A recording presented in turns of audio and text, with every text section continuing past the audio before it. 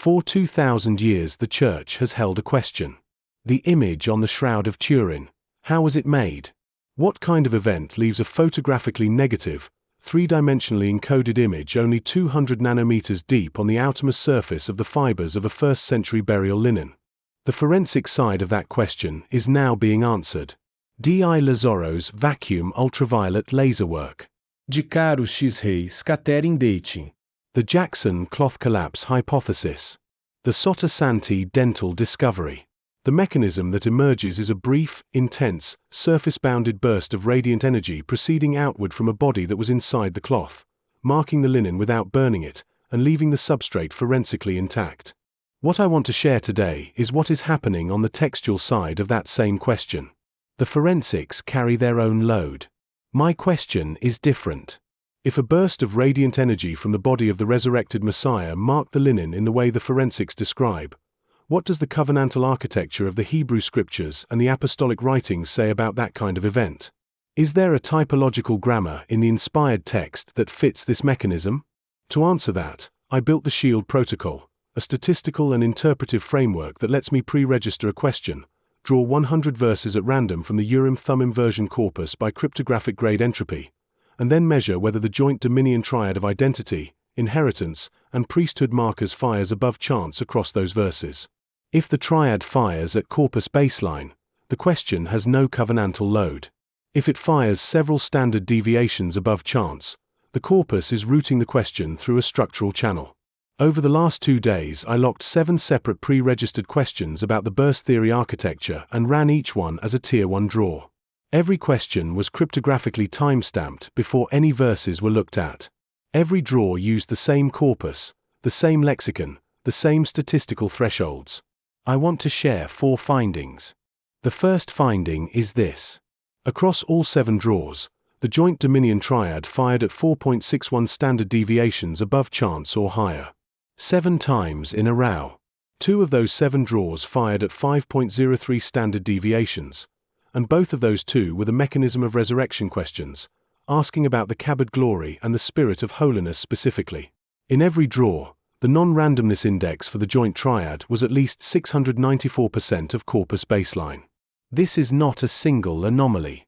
This is 7 independent replications of the same anomaly, using 7 different questions, all about the same underlying event. The DT3 anomaly is now 7-fold replicated under pre-registration discipline. The second finding is what came out of the draw asking specifically about the 200-nanometer surface-only image, the claim that the resurrection radiance touched only the outermost surface of the burial linen as a sign of glory that marks the witness without consuming it. The discovery clustering layer of the protocol uses term frequency embedding to find pairs of verses across the entire 34,000 verse corpus that bind unusually strongly together. The algorithm receives no input from me beyond the random draw. It scans the corpus and reports the strongest pairs. The top pair the algorithm surfaced for the surface-only question was Nehemiah 9, verse 19, paired with Exodus 13, verse 22. Both verses are about the pillar of cloud mass by day and the pillar of supernatural fire by night that led Israel through the wilderness.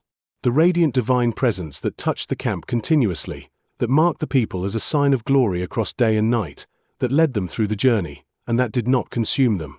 The corpus delivered, by mathematical embedding alone, the canonical Old Testament image of radiant divine presence that touches the substrate without consuming it. The pillar leads. The pillar marks. The pillar is continuous across day and night. The pillar does not destroy. This is not a typology I prompted the algorithm to find. The criteria words for the question, touch, surface, outer, linen, sign, mark, witness, do not appear in either of the 2 pillar verses. The algorithm surfaced the architectural answer without lexical prompting. The third finding is what I have started calling the Pauline trifecta. In 3 independent Tier 1 draws, asking 3 different questions about the burst theory architecture, the marker stack delivered 3 different verses from the Pauline epistles as Dominion Triad hits, and each verse spoke directly to the structural question being asked. In the draw about the linen as appointed witness medium, the corpus delivered 2 Corinthians chapter 3, verse 3, manifested that you are a letter of Messiah, ministered by us, written not with ink but with the Spirit of the living Elohim, not in tablets of stone but in tablets of heart. The Pauline statement about substrate of divine inscription surfaced for a question about substrate of divine inscription. In the drawer about the Spirit of holiness as creative radiant power, the corpus delivered 2 Corinthians chapter 6, verse 6, by pureness, by knowledge, by long-suffering, by kindness, by the sacred Spirit, by brotherly love unfeigned, by the word of covenant truth. The Pauline enumeration of Spirit ministry attributes surfaced for a question about Spirit ministry as agency of resurrection. In the drawer about the radiance touching the surface without consuming, the corpus delivered 1 Corinthians chapter 10, verse 16, the cup of sacred blessing which we consecrate, is it not the fellowship of the blood of Messiah? The Pauline statement of the Eucharistic touching without consuming surfaced for a question about touching without consuming. The cup touches the believer at the lips. The cup marks the believer in covenantal fellowship. The cup does not consume the believer. The architectural grammar matches the question's claim exactly. 3 Pauline verses, 3 separate pre-registered drawers, 3 independent surfacings of the same architectural concept, substrate, spirit, and fellowship, without any one of them being prompted by the criteria words.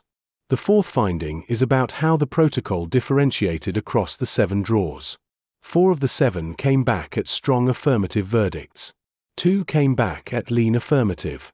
1. The drawer asking specifically about the Cabot glory imprinting mechanism at direct contact range came back at principled neutral.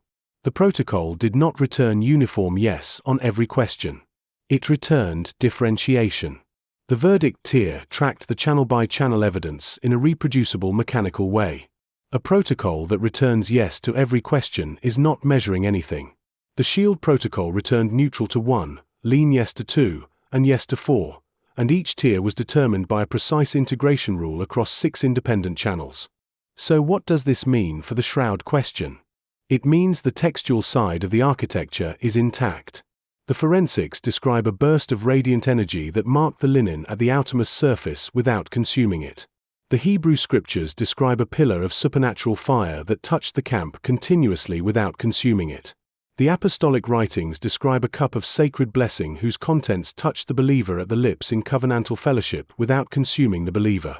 The architectural grammar is consistent across all 3 corpora: forensic, Hebraic, apostolic. 7 independent drawers.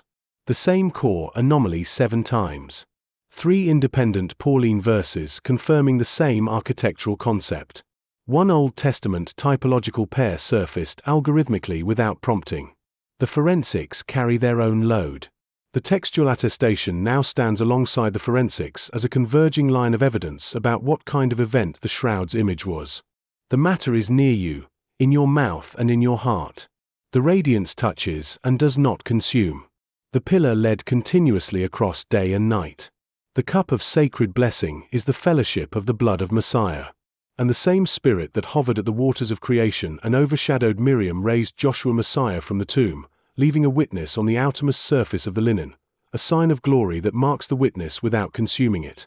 This is the testimony the corpus delivers when the questions are asked under pre-registration discipline. The full publication is in preparation. The data is on file with the author. The matter stands. Selah.